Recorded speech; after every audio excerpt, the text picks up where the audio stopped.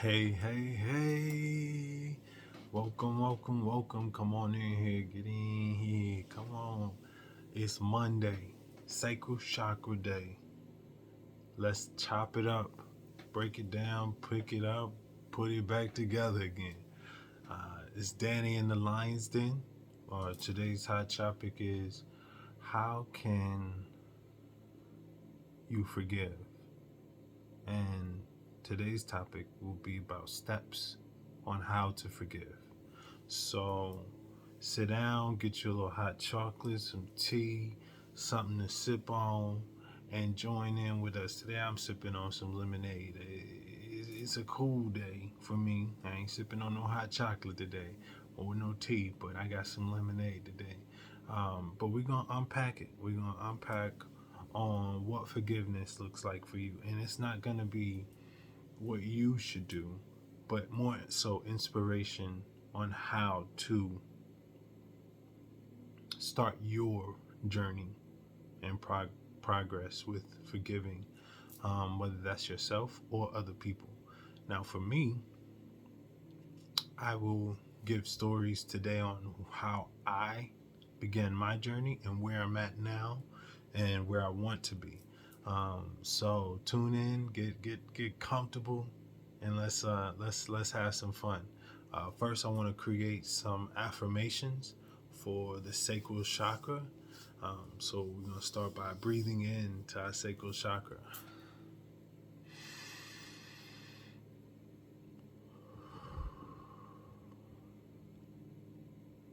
Yeah. I am so happy and grateful to be confident. I am so happy and grateful for my body. I am so happy and grateful for my energy. I am so happy and grateful for my creativity. I am so happy and grateful for this moment right now.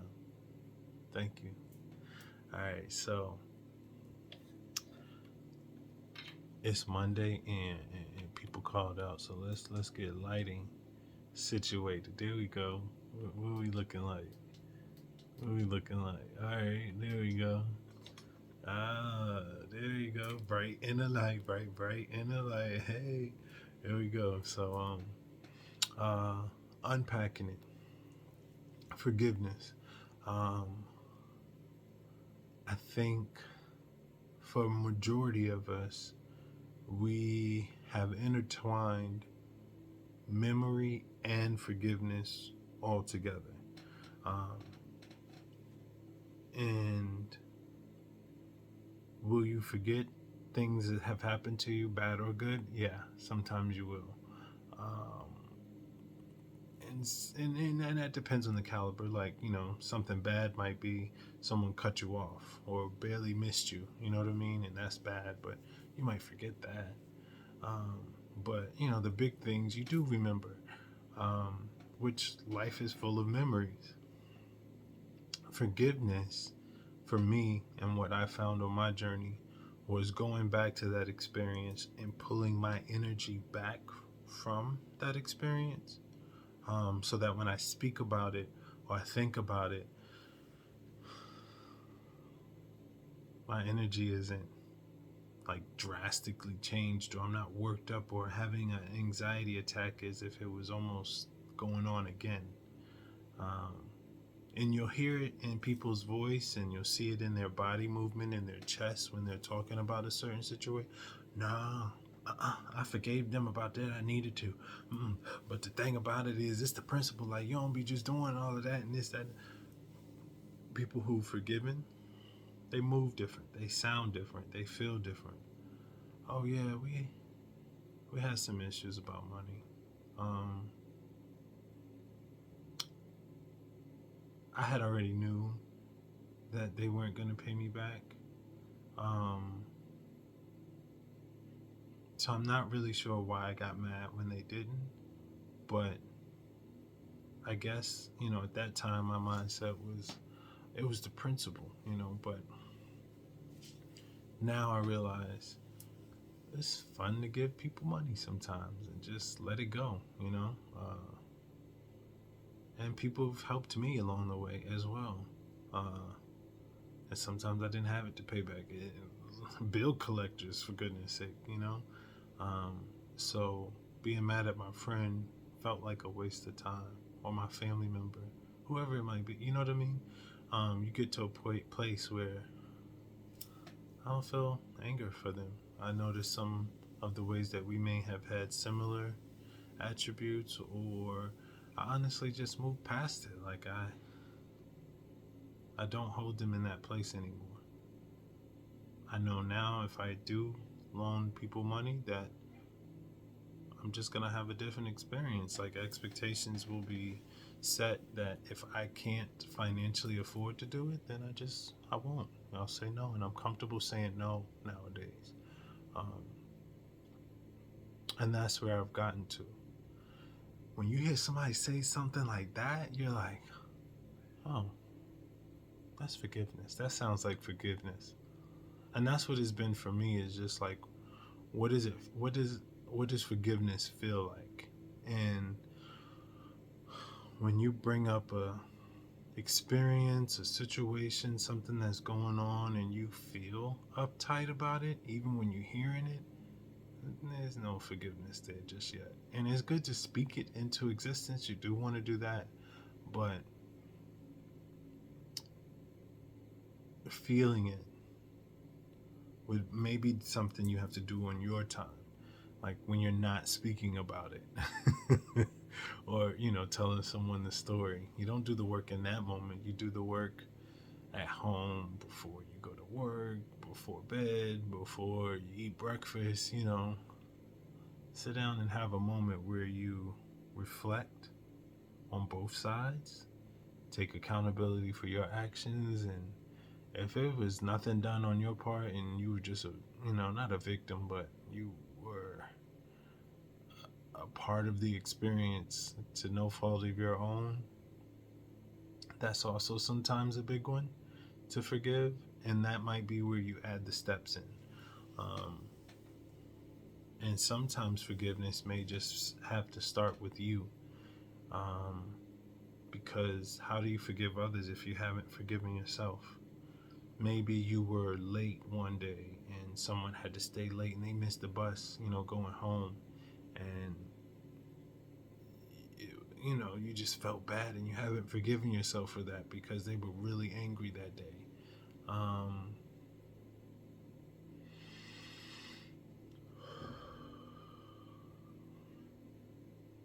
You have to take a moment and just bring that in and say, you know what, in order for me to forgive others, I have to learn how to forgive myself for simple stuff like that sometimes.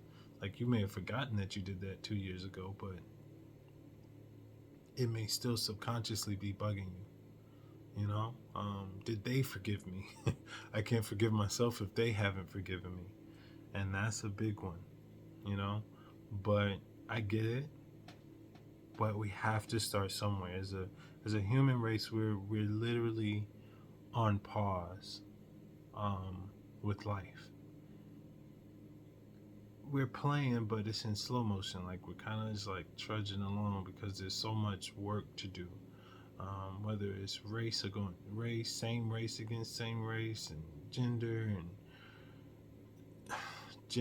it's a bunch of places where we can heal as a human race. And the best way that I could explain how I started was when you watch those movies where at the end and someone almost passes away and they get a real glimpse of their life and they have that second chance. And I think I said it before, that second chance you could have now.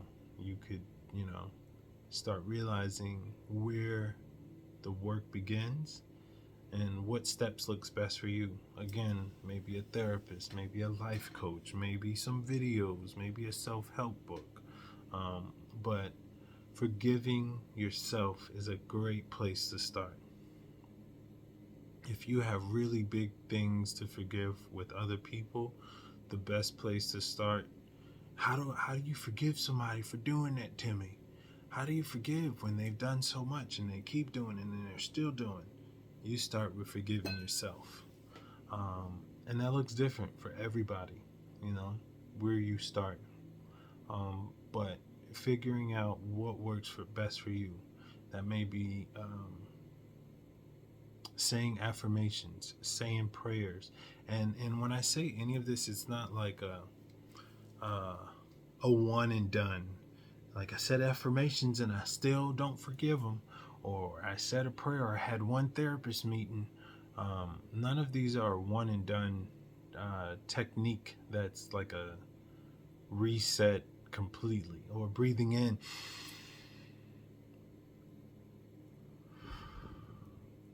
to your sacral chakra just one time doesn't do it, help you with forgiveness. It's something that you have to continue to do. It's something that you have to be consistent with. It's something that you have to do daily, hourly, monthly, weekly. And you're gonna have days where you forget to do it all around.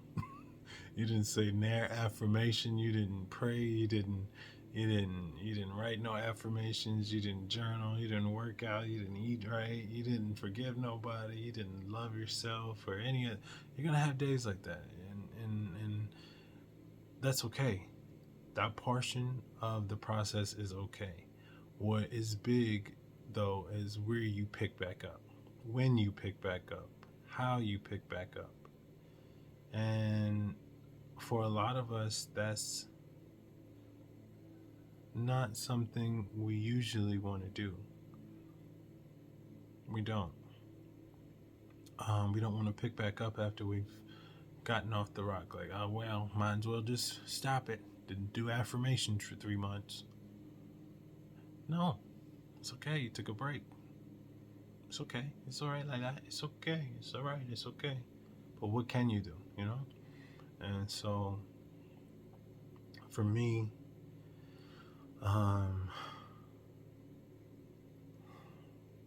it was really a journey.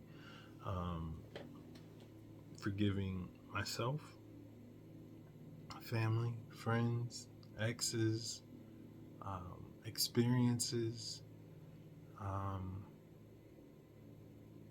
It was a constant. What's the best way to put it? It was a constant effort. It was a constant effort. I want to forgive.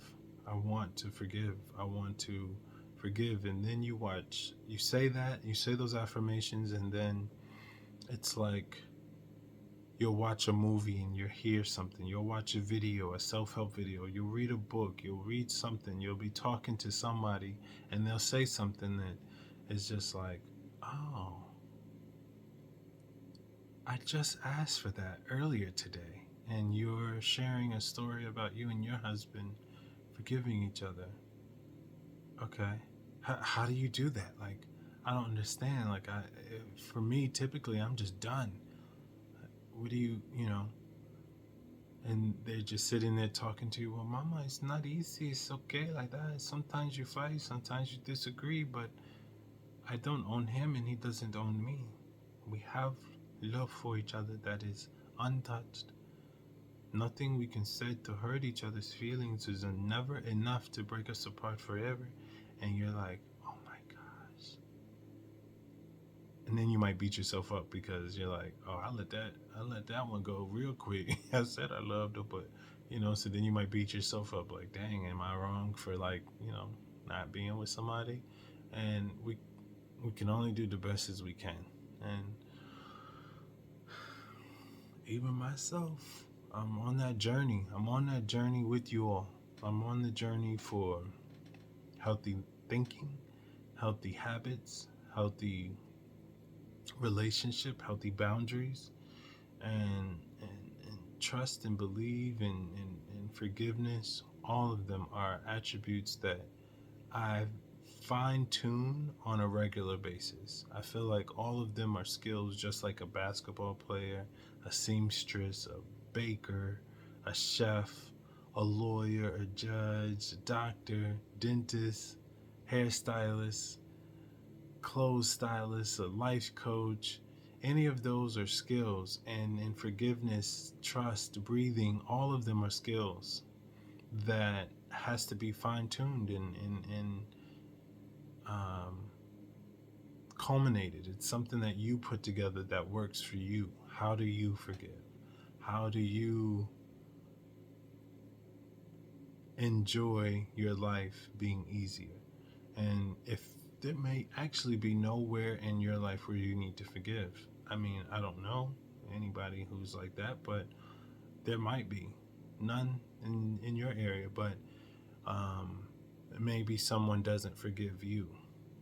And that may be hard for you to grasp because you are awesome with forgiveness. But knowing this, hopefully hearing this may help you to understand why it's so hard for them to forgive you.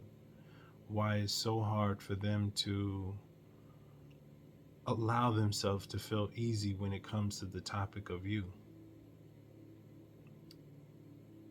Because when we are hurt, um, a lot of times it's a wish that was made um, unknowingly, and that goes back to being responsible for what you think. Sometimes parents or family or friends will be like, I hope he doesn't get hurt at school. I hope the kids don't pick on him. I hope, these coworkers are nice to him, and I hope they don't pick on, just stuff like that. And the hopes that we have can definitely be fine-tuned to more of what we do want. I hope he has an excellent day. I want to face reality, and it's possible for him to actually have awesome friends, awesome teachers, and for him to be strong enough to face those who may have some resistance. I hope he's strong enough to laugh and be easy about things that people may say that may not be aligned with who he is or she is or they are. I hope that this person that I'm hoping for is strong enough to live life in the best way that they can. I hope that they have fun when they go out today. I hope, so the hopes that we have can be more geared towards what we do want. And so when we do get hurt, a lot of the times it's because a hope was hoped for us incorrectly. And then when you notice that, you sometimes might get angry too. But remember, we are creatures of habit. And if the habits that you have been taught or raised on was that of something that they were taught and raised on, then you have to have understanding that they were doing the best that they could. So with that, forgiveness for them even would be a place to begin. Like forgiveness for the habits that's been passed down from generation to generation. And innately, I feel like we all know that some of our habits are ready for an upgrade. Some of our ways of living, some of our ways of dealing with stress. You see someone crying, oh, you don't have to cry, it's okay. And an update to that would be, I understand that you're crying, and I don't know what you feel, but I do know that what you feel is important to you. And I'm okay with you feeling how you feel. And finding something that seems similar to that. Because a lot of times you hear somebody crying, you better hush that baby. They better hush. You gotta figure out what's wrong with them. Are they hungry? Are they wet? They gotta be hungry or wet if they're crying. It's like, then you look at people who are obese, and it's like, if I don't feel good, I have to eat. And where does that come from? Well, parents say if you're hungry or wet, that's when you cry. So can't be any other emotion because that's what we've been programmed. So, it's a lot of programming that has been passed down. The baby could actually be having pain in its stomach from the milk that it's eating. You know what I mean? Or discomfort because the teeth is growing in, or maybe it doesn't like a certain smell. I don't know. Maybe it's irritated. Maybe it wants to communicate with you that, these clothes is itchy, mama. Ain't got nothing to do with hungry, but we've discounted that they don't know anything. And that makes them frustrated to a certain degree. So our frustration is really starts as a baby, That's a whole nother TV show episode, but I'll just give a glimpse of it. When parents are pregnant, mothers are pregnant with their child, um, in some cases, it's okay to eat any and everything under the sun. Baby wants cookies. Baby wants Subway. Baby wants McDonald's. Baby wants spaghetti. Baby wants lasagna. Baby wants. Baby wants pickles. Baby wants. It's okay. I can eat this chocolate cake because baby wants it. It's not me. And then, when baby gets here, what do you feed baby? Banana mashed up? Simulation milk? None of which tastes like the Big Mac that baby was eating, the chocolate cake that baby was eating, the spaghetti that baby was eating, the lasagna that baby was eating. And you wonder why baby is irritated? Baby is crying because you fed him something that he hasn't taken. Now, if you were drinking Simulac that whole time, you might have a better transition. But you weren't drinking that stuff. You've not had it since you were at least 2 or 3. So it's definitely not in your system at anywhere from 19 to 24 or whenever you have a kid, you know what I mean? So to feed a baby something so drastically is kind of how we feel. That's why we feel, I guess we are supposed to go on this diet thing that's supposed to work in the beginning of the year, because we had a drastic diet change from when we came out of the womb. And again, even if you're eating healthy, and that's why breastfeeding is important, because your baby still gets what it's been eating inside your belly. Simulation milk or Similac or whatever they call it, it doesn't have any of those. It's more so sugar, it's mostly sugar. You look at the ingredients: corn solids, and I don't know, it's corn, tons of corn, and some milk, riboflavin, vitamins. But um, even forgiveness for that. I don't know. I went off on a tangent, but what I'm saying is the forgiveness in steps is big, because once you start going down the rabbit hole of where the forgiveness starts, it's just like, oh, oh, oh, oh, oh, oh, ooh, okay, okay, okay, all right, oh, okay, oh, okay, didn't realize that one. Gotcha. Okay. Oh, ooh, okay. Well, should I? Okay. Well, I just want to jump in and say I forgive everything at this point. Oh my God, there's still more. Okay. Okay. Yeah. Won't be angry another day in my life, because this is bigger than I ever thought. Oh my goodness. And I won't say you won't ever be angry, but the fact is that once you start digging down the rabbit hole of where forgiveness starts, it's just like, when you do get angry, your anger period, I guess, is shorter. You have a lot more quicker reaction to it. It's like oh, yeah. Okay. All right. Well, I'm just gonna take a 5-10 minute and get myself together. But yeah, I see what's happening here. I did say I was gonna be there at 3:30 and showed up around 4:45. Can see why that would trigger someone when I had my own business and people didn't come in on time, and definitely sent me off the ringer. Didn't have to yell at me like that, but I get it. I get it. When you got your mind set to leave somewhere, you want to go.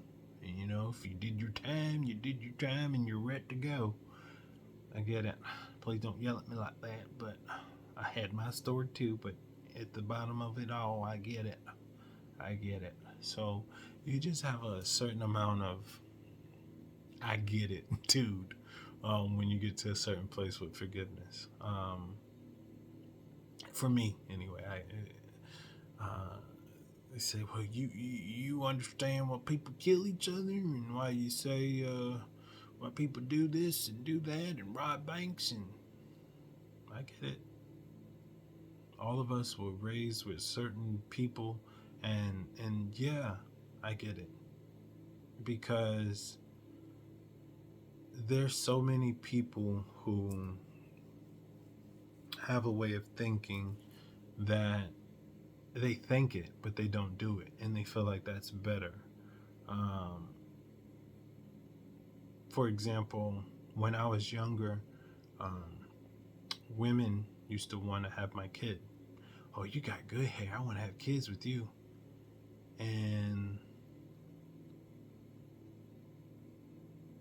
if a man said that to me or a woman child, a girl child, it would be frowned upon a little bit. I guess it just depends, or it's just cringeworthy. But when women say it, it's a little better, I guess. I don't know. But when people actually do it, they're like, that's worse. I thought about it, but I never did it. You have tons of thoughts, but you don't act on them. And it's like, so when you see people who actually do it, they just had less of a filter. You know what I mean? So to down someone else who's doing something that isn't deemed normal um, is not something, that's not a place where I'm at. I don't want people to do things that are um, not with consent with whoever they're doing it with. I'm not saying that at all. Consent is, I think, everything. Um, whether you're thinking about someone, talking to someone, um, or acting out an experience with someone, they should have consent in that, and that's really big. And sometimes that might be a place of forgiveness. Someone didn't get consent for interacting with you in a certain way, and you might have to forgive them. Or maybe you didn't have consent with thinking about somebody in some way, or maybe you wish them to get a ticket because they're a speeder. They drove fast with you one day in a car, and you, oh, watch, they're going to get a ticket, and you've been watching for them to get a ticket, and they call you because you're the one who made the wish. Sometimes when you call that person who may have wished on you, it's weird because they're usually the first person you call. You get into an accident, or you get a ticket, or you get into a fight, or you break up.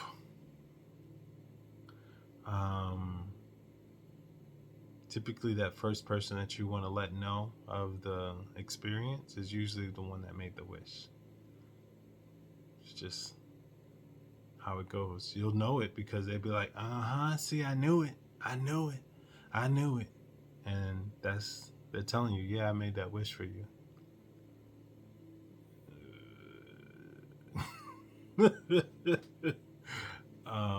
But that's why I'm making these videos, so that we all collectively, because even that person will then go and make wishes for people, because then they'll be like, see, I knew it.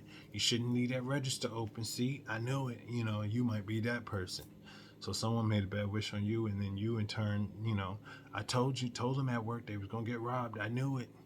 So you might be making the same bad wishes.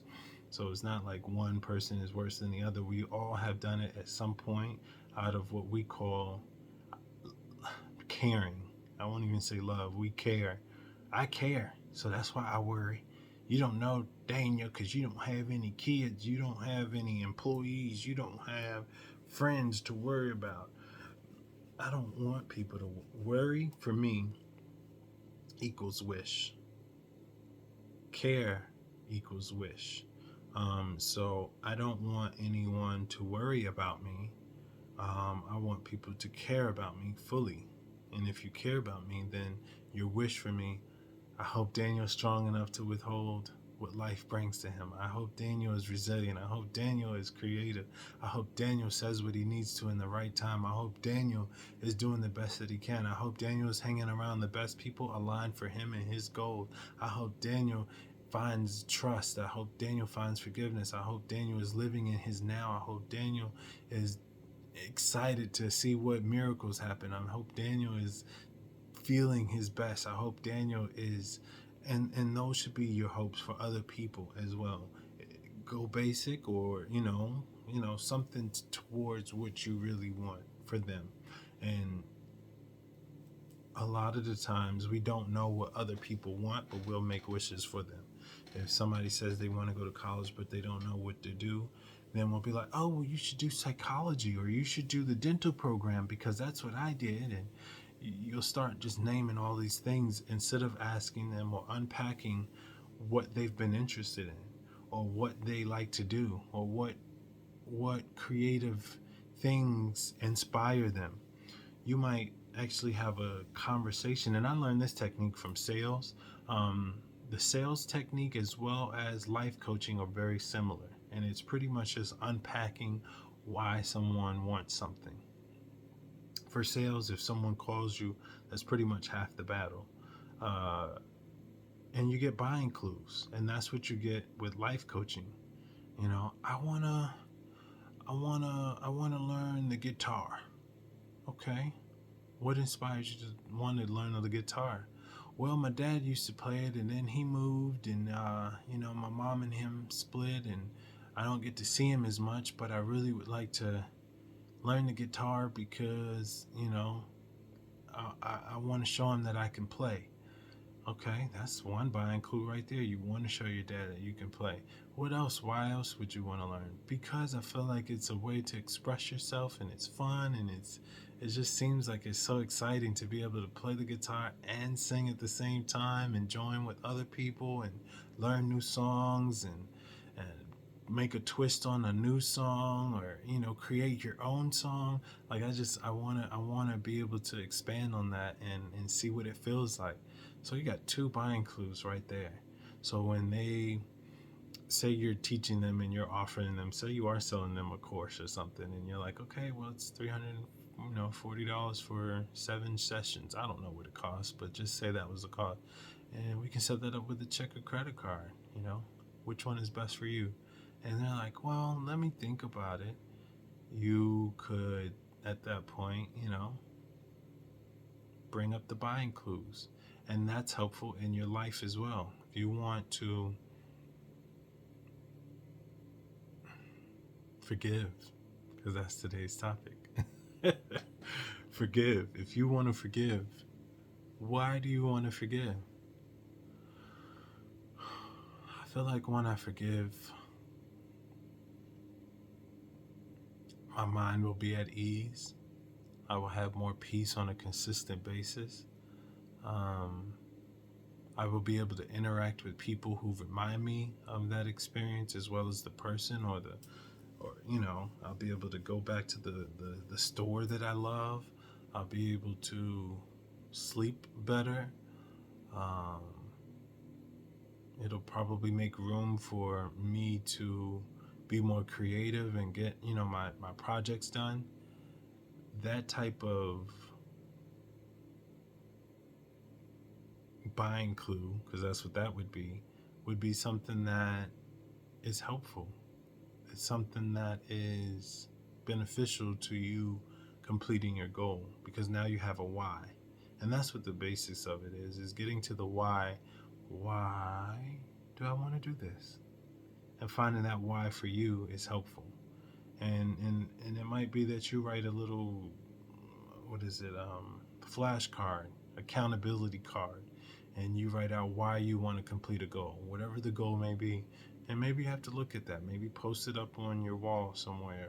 Get the pull strip so you don't mess up and put no tape or anything. I don't want you to be like, dang you made me hang up something and it tore my wall.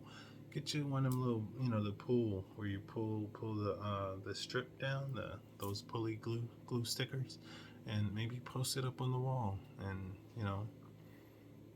Do one at a time. Don't overwhelm yourself. If you can do 2 or 3 at a time, then do that. But something, starting somewhere is the first step.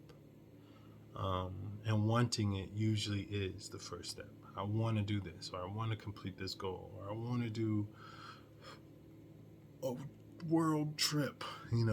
Wanting it is the first one. I want to buy a house. Wanting it is the first step. And sometimes we just don't want any of it because we don't know how. I don't want to forgive because I don't know how. I don't want to buy the house because I don't know how I'm afford it. I don't want to even want it because I don't know how. And that's where we're breaking through with these videos, is trying to figure out how we can be comfortable with not knowing the how and being okay with wanting what we want. We don't have to know the how. We don't have to know how we're going to forgive in order to want it. We just got to want it first. The tips, the tools, the techniques, all of that, as soon as you want it and you're feeling it, and you might even mention it to somebody and they'd be like, baby, you might as well get that up. People still gonna be the same. You don't need to forget nobody, and it ain't no difference. They ain't learned how to forgive. But just because someone hasn't done something yet doesn't mean it can't be done or hasn't been done. If someone listened to every naysayer, you wouldn't have YouTube to watch this video on. You wouldn't have lights. We wouldn't have stoves. We wouldn't have electronics. We wouldn't have houses. We wouldn't have clothes. We wouldn't have anything if someone listened to that first person or first group of people that said, nah, I wouldn't do that. Nah, that ain't gonna work. Wouldn't have planes. And even then, people were wishing bad on that experience. Watch. Got all them people. And what if they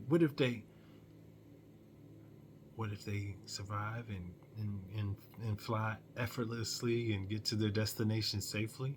I don't want to have to kill people to prove a point.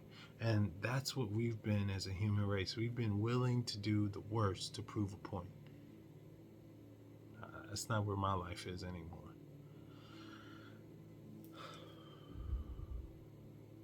That reset be so nice, breathing into that sacral chakra. I'm so grateful. It feels good.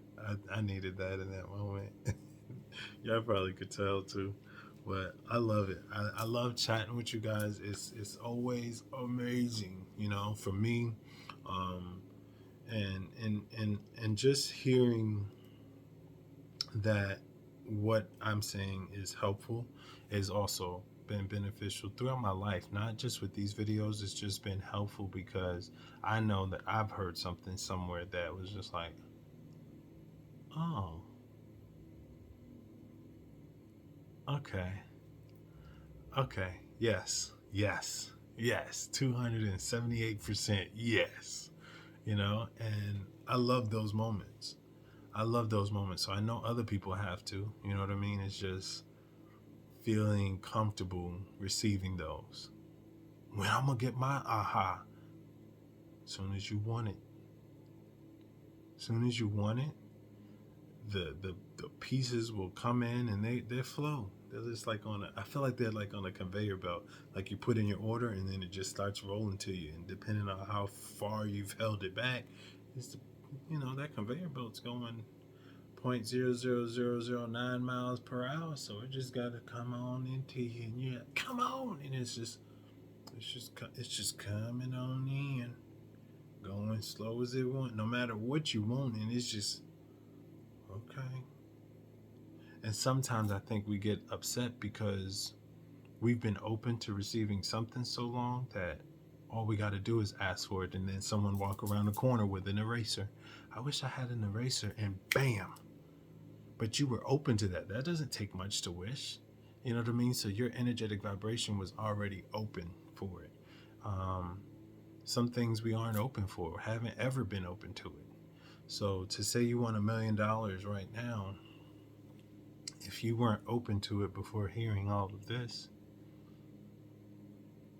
just imagine you are starting a across the US trip, and you want to get from Virginia to California, and you say it at 5 p.m. on whatever day you say it. I want to be in Virginia and I want to drive cross country. Now, if you fly, of course, you could be there in a few hours. But if you're driving, that's days, baby. That's days and miles. So in some cases, yeah, you could fly there and it would be so quick. You know what I mean? You could also do a bus, a train, or drive. Some people, I don't know if they've walked it. I'm guessing people have. You know what I mean? But either way, it takes time. You want some things, and maybe going from Virginia to Tennessee is much quicker than going to Virginia to California. So yes, some things are quicker than others. But being okay with whatever is asked, and it being okay with what time it takes for it to manifest. So forgiveness. You're hearing this video today. You don't need to have it by tomorrow afternoon. Now, if you do, dang gumming, you were ready for it before this video, and this just clicked in for you. If your spouse or your best friend still takes a little while, and you're like, why didn't you get it? You heard the same stuff I did. Maybe you were ready for it, and that's okay. We're all ready for stuff at different times, and I get it.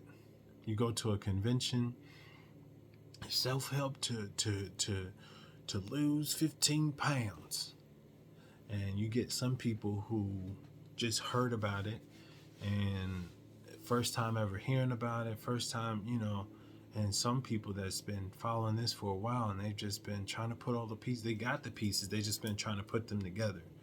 They got the pieces together.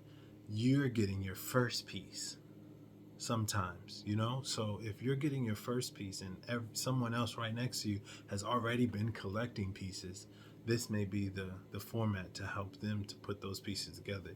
You still have pieces to collect. Your best friend, your spouse, your niece, your nephew, your cousin, your coworker, this may be their first piece. This may be your last piece.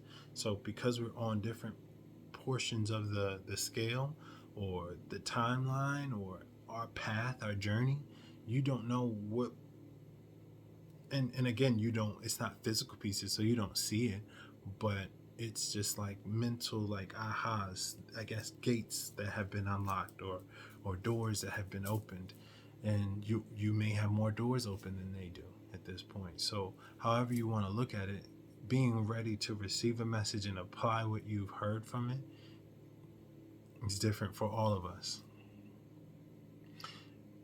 The Secret is the best example that I can give in being ready to hear something and apply it. I've watched The Secret now. It's a documentary on the law of attraction. And I've watched it. Actually, I'm going to watch it today because it's just amazing. But I watch it in every mood, whether I'm upset, I'm sad, I'm creative, I'm fun, I'm excited, I'm happy, I'm elated, I'm curious, I'm down and out, whatever the mood, I watch it because I feel like if I watch it in every mood, then I'll be able to get something different from it, and boy do I. And a lot of it is repetitive because it's the same documentary. I mean, there's a few different versions of it, but it's the same documentary. It's telling you the same things. But I'll hear something and be like, oh, it's like it just clicks. It hits different. After hearing it 30 times or something, it's like, oh, okay. Yeah, it feels better. It's like you have to hear, if you heard from first grade to 12th grade that you were a dweeb or you were ugly, someone telling you you're beautiful, you're like, me? No. You looking at the wrong person. Sorry. For that example, I was actually told that I was conceited, shallow, and stuck up. before people met me. This isn't um, after they met me. This is before. Um, just looking at me, like people who don't hang with me on a regular basis or get close to me and have like an actual conversation. That's what I've heard pretty much all my life. And my dad was in the military, so we moved around a lot. So it was always having to get to know different people, and it was always the same exact um, comment that I would get when people met me. They would say, "I really thought you were different, Daniel. I thought you were so different. Like, I thought you were mean. I thought you were shallow, stuck up, or conceited. I just thought you were this whole different person, and you're like a big teddy bear." And it's usually the same way they say it, like the same exact way. I kid you not. And um, I don't know. I feel like me knowing who I am, I have really taken every experience into my life and be like, okay, I get that. Even for me, like I look at people and I used to make up my preconceived ideas about who they were. And now I do that, but in a fun way. I try to guess what people's job is or something. Or like I look at people and I'm like, ooh, you could be a farmer. Ooh, are you a doctor? Ooh, are you a writer? Like it's always fun. It's something good. Like, you know what I mean? Like I try to have different preconceived ideas that are more in tune with something that I would want someone to do about me, but I'm okay if they don't. I'm just saying that that's something that I enjoy doing. It's like I want to have different preconceived ideas about people that are more favorable, you know? Um, and it's been fun because sometimes I'm right. So it's nice. And it's a conversation starter sometimes for me, but I like it. I like it.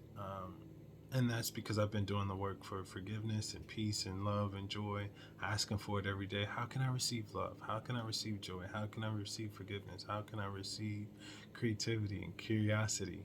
And it's been nice because for me, it shows up differently in different times, in different ways, and different people, different experiences. And that's magical to me. It's magical because I don't have to know how my life is going to unfold. I just have to know what I want for it while it's unfolding.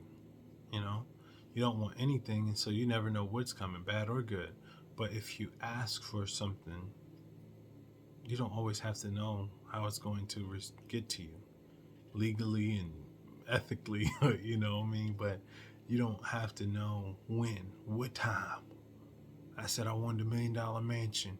When I'm gonna get it? I need to go to a psychic because they need to tell me. And I feel like that's actually going to a psychic. That's almost a wasted trip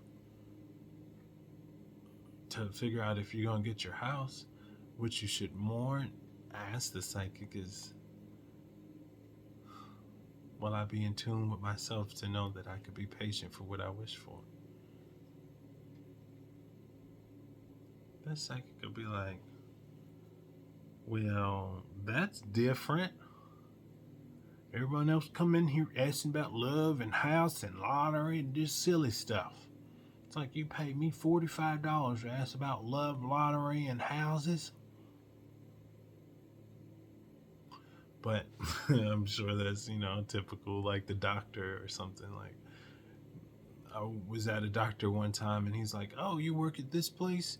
Everyone there's on medicine. What do you want? And I was like, whoa, I don't want any medicine. And that was an eye opener for me. I asked him what I could do naturally, and he was like dancing and fun and family and friends and new job. I was like, say less. And I did. I made a move that was better for me, and it wound up being that. It's still a journey, but it wound up being that, and I'm grateful for him for that, for saying that, and I'm grateful for me being courageous enough to ask. But again, thank you for tuning in. Share, subscribe, like. Tune in daily. I'm going to be dropping gems, techniques, tools, stories that I've lived in experiences and examples. Mostly are examples. Some of them will be my stories, but I'll get into an improv example real quick. You won't know the difference between my story and the improv, but I love improv. It's so fun. I actually want to do that one day. That is a goal of mine. It's not high on the list, but it is up there on the list. If you want to invite me to your improv, I will be open to it. But listen, thank you so much for tuning in. Thank you for subscribing, commenting, telling me your experience from this information, how you receive it. What was your moment that was like, oh, uh, I guess. I mean, do I do that? Like, I just want to hear, because I understand that it may, again, rub some people the wrong way, and it might rub them the right way. It might be like, oh my goodness, thank you, thank you, thank you, thank you, thank you. And I'm here for it. So thank you. Again, Danny in the Lion's Den with your daily hot topic. Checking out.